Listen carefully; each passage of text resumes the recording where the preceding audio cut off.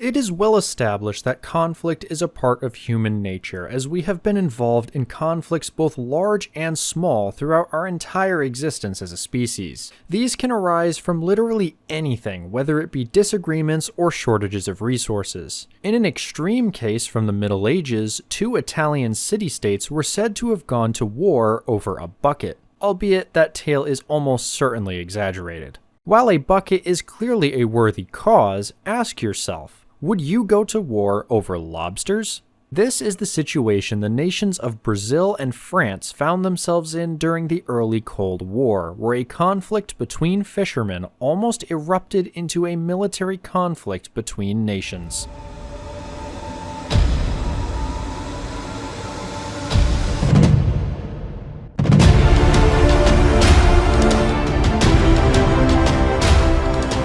The year is 1963, and the roar of aircraft engines can be heard as an RB-17 glides low over the empty ocean. Unlike its cousins that fought in the Second World War, this B-17 is only armed with cameras and other reconnaissance equipment. Flying a few miles off the coast of Brazil, the aircraft is on a mission to find the French destroyer Tartu. Only a few hours after taking off, one of the crew members shouts out, "Ship spotted," and points out the window towards a small vessel only a mile or so away. This is what they have been looking for, the French destroyer that has been the cause of much tension in the area. Progressing ever closer to the destroyer, the crew of the bomber radio in the location of the ship to another destroyer miles away who is armed for half an hour of combat. These units find themselves at the height of the Lobster War between France and Brazil.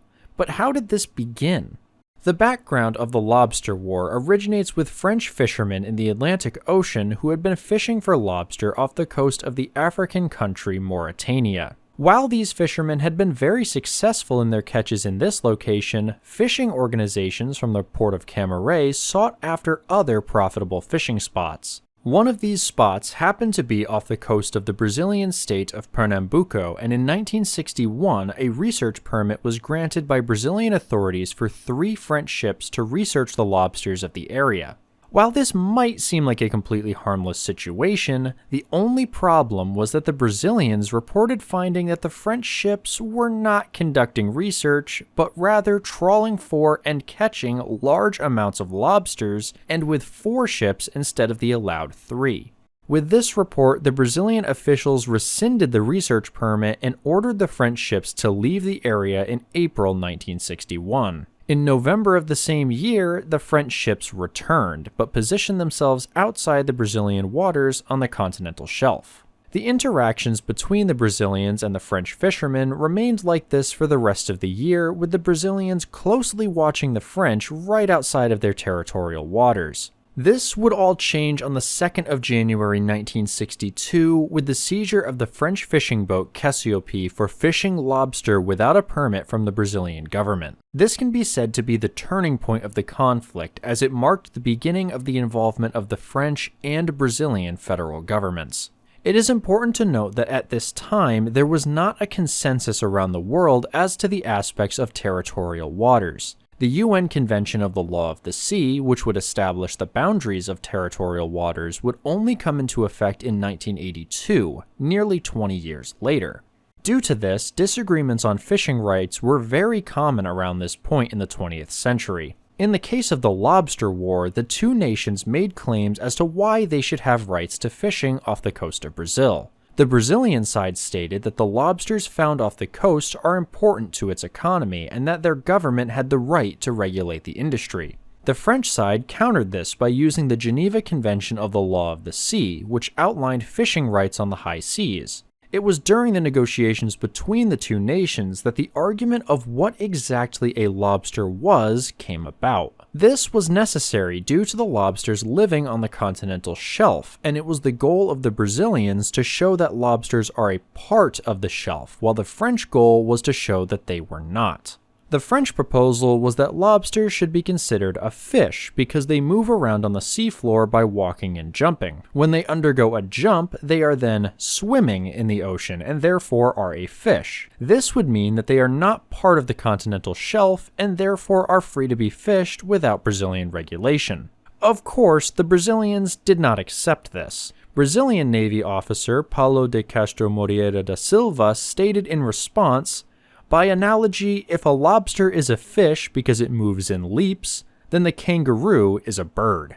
While these discussions were happening at the federal scale, the French fishermen were apparently not fazed as they returned once more to the continental shelf. As to be expected, the Brazilian response was the same. 3 more fishing boats were seized and their captains ordered to sign a statement that they would not return upon being released.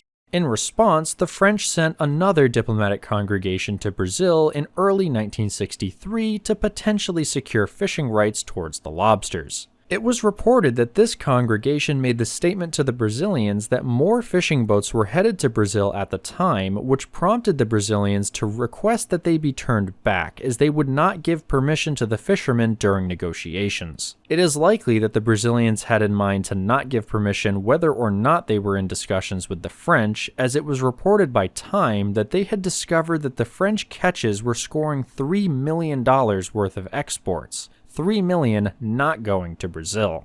Brazilian President João Goulart, in a surprising move, issued a presidential order that gave 3 French boats that were recently released the permission to fish. You can imagine the response this would get from the Brazilian public, and especially the fishing community of northern Brazil. As such, this permission was quickly rescinded by the government.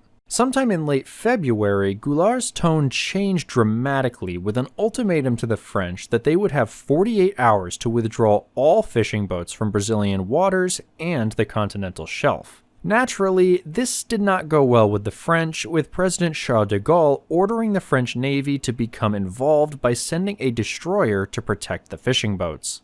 This changed the situation from souring relations between the two nations into hostile relations, as the Brazilian Foreign Minister Hermes Lima stated that this was an act of hostility and that our government will not retreat, the lobster will not be caught. While 1 destroyer being sent to Brazil would not seem like a large escalation, it was not the destroyer that the Brazilian Navy was entirely concerned with. It was the fleet that she had been dispatched from. Off the coast of Africa sat a French task force headed by the aircraft carrier Clemenceau, who herself had 1 cruiser and over 7 destroyers as escort. Clemenceau and her escorts were only about 3 days away from Brazil, and this worried the Brazilians as to the possibility of their involvement in the affair. The Brazilians themselves had a respectable naval force for a South American nation at the time, even sporting their own aircraft carrier. In the capital of Brasilia, Goulart and his ministers decided that the best course of action was to mobilize both the Navy and Air Force. The only problem with this decision was that they had made this choice on the eve of Carnival, and many of their personnel were on shore leave and vacation. Nevertheless, they were able to gather their men and mobilize 2 task forces, one comprising the cruiser Almirante Tamandaré and 4 destroyers, and another comprising the cruiser Almirante Barroso, destroyers, and a submarine. This latter task force was to head to the northeast and was dispatched after the first. As with many nations, these mobilizations were to be called scheduled exercises in case any questions were raised. However, the Brazilians ran into other problems. These task forces needed supply ships while they were at sea, and especially if they were to go into battle. The Brazilian Navy did not have their own tankers and needed to lease one from the Brazilian oil company Petrobras. In addition, some of the Brazilian warships themselves were in relatively poor condition. Nearly the entire Navy was World War II vintage ships bought from the United States, with the exception of the aircraft carrier Minas Gerais, which was formerly British. While many of the destroyers were in good condition, this was not entirely the case with the main muscle of the fleet, the 2 light cruisers previously mentioned, Tamandaré and Barroso. It is reported that these ships had problems with their boilers. Tamandaré required repairs that would take at least 15 days, and Barroso was only able to sail with half of her boilers operational. Barroso also found itself in the position of not having ammunition for its main guns, 1 turret inoperable, and 2 others being manually controlled by the crew rather than automated. 4 of her 6 firing radars were also inoperable. Problems with the ship were only bolstered by an inspection by the Admiralty on the entire fleet. It was found that there was only enough ammunition to last 30 minutes in battle, and that the Navy's depots were only capable of replenishing the ammunition of 20mm guns. In addition, damage control systems and evacuation equipment were found to be in abhorrent condition with the exception of the Para-class, formerly American Fletcher-class destroyers. In terms of their naval capabilities, the Lobster War came at a terrible time for the Brazilian Navy. The Brazilian Air Force was not in the greatest condition either, as their involvement was primarily for reconnaissance purposes. Their aircraft consisted of B-17s, P-2 Neptunes, and S-2 trackers, the latter of which being capable of anti-submarine warfare. Due to this, the trackers were the most advanced of the fleet as they were equipped with advanced electronics, some of these being Doppler radars, magnetic anomaly detectors, electric countermeasures, and search radar. In comparison, the French fleet consisted of relatively modern ships and aircraft. For instance, the Tartu was only commissioned 5 years earlier in 1958. Clemenceau was essentially brand new, being commissioned in 1960 as opposed to Minas Gerais originally being commissioned in the British Royal Navy in 1945. Unlike Clemenceau, Minas Gerais only operated helicopters at the time and did not have any fixed-wing aircraft. While there are no specific reports from the time about an inspection of the readiness of the French fleet, it can be assumed that they were in much better condition than the Brazilians. These problems found the Brazilians in a situation where they were down one cruiser as Tamandaré was removed from the battle plans due to her boiler problems. On the 24th of February, the dispatch ships from Rio de Janeiro only consisted of 2 destroyers, Paraná and the aptly named Pernambuco, a far cry from the planned task force of a cruiser and 4 destroyers. On the 26th, the Brazilian Air Force discovered the location of the Tartu, and on the 27th, a B-17 was able to photograph the ship. The location of the destroyer was consistently relayed to the aforementioned 2 Brazilian ships, with Paraná finally meeting Tartu on the 28th. The Paraná would shadow her French counterpart until the 2nd of March when she steamed back to Africa and was replaced by the Aviso Paul Goffni, a surprise for the Brazilians since she was significantly less capable than Tartu as a warship.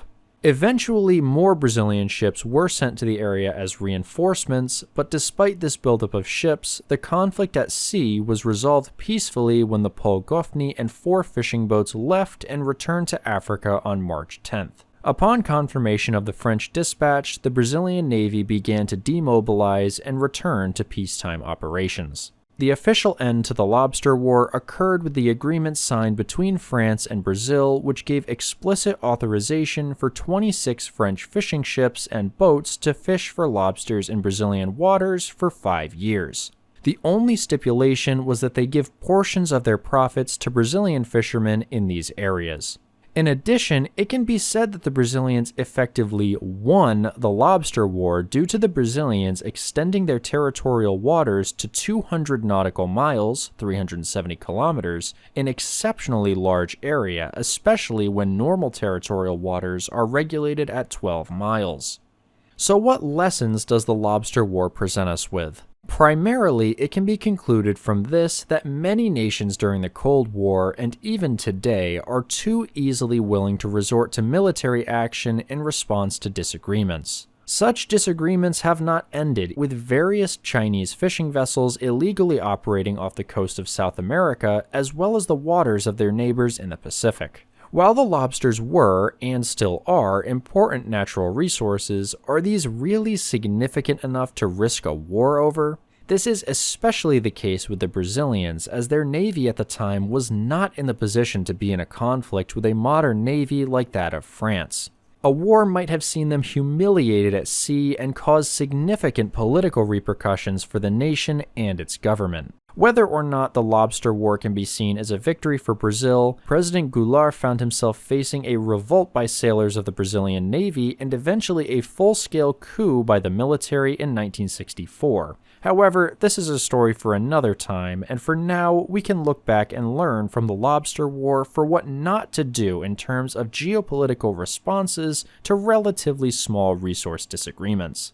If you enjoyed this video, be sure to drop a like on it as well as subscribing so you don't miss future episodes. Let us know what topics you'd like to see covered on this channel down in the comments and what your thoughts on the Lobster War are. Thanks to all of you for watching, and I hope to see you all in the next video.